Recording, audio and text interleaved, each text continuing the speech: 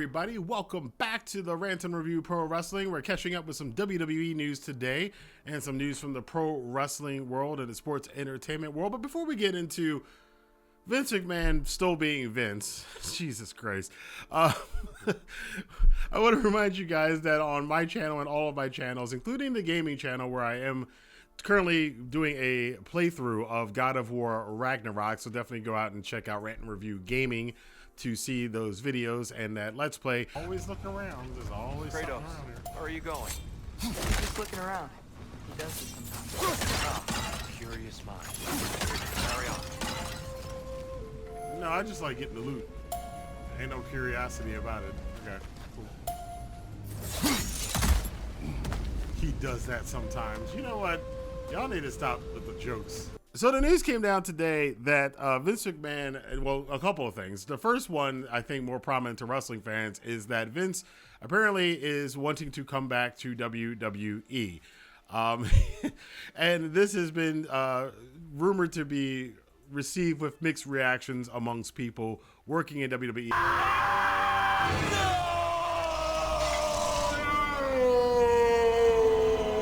Of course, there are the people that work with Vince for years. A lot of people, if you even listen to something William Regal, Triple H, a lot of people who used to work there said that, you know, Vince all around is a good guy. He doesn't seem like, I haven't heard too many people say that he was terrible to them. And they usually really like Vince McMahon. He's bailed out a lot of these guys, William Regal again being one. Cody Rhodes talked about how Vince bailed out Dusty and his family back in the day. So Vince doesn't seem to be a complete total prick as far as a person. As far as him being the promoter of WWE and the business practices of WWE, that's a totally different story. It does seem that some people are, you know, would be happy with him coming back, but there's another camp in WWE that kind of are exacerbated by the news. Some have said that, you know, morale's been up tenfold since Vince left. The ratings have been up. The revenue's been up. A lot of things. The general feeling amongst us. I mean, look, even I have watched more WWE this year than I have in the last 5 years. So they definitely did go in a better direction. I think though, I still attribute that and say that WrestleMania was still, this year's WrestleMania was one of the best. I'll get to that in my year-end videos coming up next week, but that this year's WrestleMania is one of the best WrestleManias, not only of the past 5 to 10 years, but one of my favorite of all time. I have to say that it wasn't just Vince leaving that WWE got better. I think there are a lot of other factors involved, but it is by all measurables been a better WWE for the fans, for pro wrestling fans who, you know, have to, you know, kind of feel they have to watch WWE because it's the biggest company, but aren't really big fans of it, have been finding more enjoyment out of watching it. And again, like I said, the ratings have been up over the last couple of months. If that happens, what does this mean? Does it mean Triple H is no longer in charge of creative? Is there going to be a fight at the top between him and his son-in-law and his daughter and Nick Khan? What does it mean about some people might not want to go back, who came back to WWE or thinking about going back might go, wait a minute, I don't know. Vince definitely is a lightning bolt for that company. Also involved with that is, and you know, the Me Too the Me Too movement was very involved with this. The Speaking Out movement was very involved with this. We also have reports that Vince is also accused of assaulting a former spa manager at a Southern California resort in 2011. Now, this is separate from the allegations from earlier this year about misconduct with McMahon and him using funds, whether they were WWE funds or his own personal funds. It's a little murky there. You know, we probably never find out about that to pay off and silence some people. But I just feel that, personal opinion, this is not news, it's personal opinion, that Vince going back to WWE would be a step backwards, because he probably, first thing he'd do is have R-Truth come in and pull the 24/7 championship out of the garbage, and that would be like, oh no, you guys were going in a good direction. But again, keep in mind, these are just rumors right now. Nothing is official. Vince is not officially back or whatever, but it is something to keep an eye on in 2023. Will Vince, who probably in retirement, given as much of a workaholic as he was, is probably bored off of his butt, just sitting in his big ass mansions, doing nothing, playing canaster, watching Raw and going, I would have done this better, pal, you know, or laughing and going, that's good shit. Plus, I don't get to do my Vince McMahon voice anymore, and I like doing my Vince McMahon voice, but we'll keep an eye on that in the future.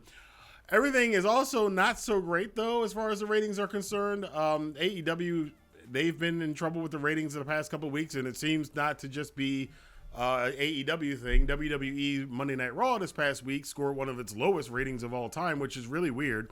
And I think maybe it's just the time of the year. December is historically not like the greatest time of the year in the West for wrestling. And usually this time of the year, even when I was watching weekly WWE 5, 7, 8 years ago, December was usually the time that I kind of watched less WWE, and much more of my focus was on New Japan, even though the World Tag League is not exactly my favorite tour in New Japan in December. But the excitement I have as a wrestling fan, as a pro wrestling fan of the entire wrestling world, is usually more focused towards coming up, Wrestle Kingdom coming up on January 4th. And then after that, then my interest goes back to WWE for the Royal Rumble that usually comes up at the end of January. So December is has always been kind of like this lull month. So I wouldn't read too much into the ratings right now. WWE dropping in ratings or AEW dropping in ratings. Next year is going to be a big year. Both companies are going to have their TV deals coming up. The contracts, time for them to negotiate new contracts, not looking so good. Again, the news this past weekend after the ROH show that Tony Khan said that Ring of Honor television will not be airing on television. It'll be on the Honor Club for about $10 a month, $9.99, the same price roughly of New Japan World. If you're a big Ring of Honor fan, cool. If you're not, then, this is probably a niche thing. But again, I kind of look at it like New Japan World, where I think the last estimates, there were like 100 some odd thousand people. I don't know if that's just in the West or total who are subscribed to New Japan World, but that brings in, a cool $1 million a month for New Japan. So it is a revenue generator. And I do think, and I haven't seen anybody actually do the metrics on this, but I would think it would make sense. Certainly, obviously, with WWE having far less viewers than it did during the Attitude Era, but they're making more money, even adjusted for inflation, than they were in the Attitude Era now. And that's because of all the business deals and everything else and the TV deals. So I think if the Honor Club, if Ring of Honor can get 100,000 people, I don't know if they're going to get that many. Maybe let's say I saw Meltzer talked about this. He said like 50,000. So let's say it was 50,000 people. You're getting about $6 million for Ring of Honor. Can Ring of Honor be a profitable little mini wrestling company on $6 million a year? Plus, T-shirt, live gate revenue, pay-per-view revenue, which is pretty significant as well. Maybe if the company's making $15-20 million a year, that might be enough. I mean, comparatively speaking, New Japan Pro Wrestling, that's not too far off from, it's about, I'd say a fourth from the last figures I saw of what New Japan made. But Ring of Honor has always been a much smaller promotion than New Japan anyway. So who knows? It might be a good business model as far as the money is concerned. As far as the wrestling fans are concerned, and some of you have seen the poll I put out on YouTube, a lot of you guys are not... let's say this kindly, are not too enthused about the news about Honor Club and Ring of Honor's TV show being on there. Plus, the wrestling industry is saturated. Monday Night Raw, SmackDown, Dynamite, Rampage, Impact. You also got MLW with a weekly show. The NWA has a weekly show. New Japan Strong is a weekly show. You got weekly shows all over the place. Kevin Kelly's making a new wrestling company. There's a lot of wrestling companies and only so many wrestlers, like 3.5 million wrestling fans to watch all of this stuff. How much money can you bleed out of the wrestling audience? I guess we're going to find out in 2023. I will say this. I think 2023, we're going to see somebody's going to have to go eventually. And I'm not sure which one of these groups and companies is not going to be AEW or WWE. But one of these smaller companies is probably going to have to go, and I guess time will tell on who that is. But that's the news for today in the world of sports entertainment. I want to know what you guys think about this. Do you think Vince McMahon will return to the WWE, and what do you think would happen if that did happen? Let your voice be heard in the comment box below. Until then, I will see you guys here for more news, rumors, and commentary on the Rant and Review Pro Wrestling. Have a good day.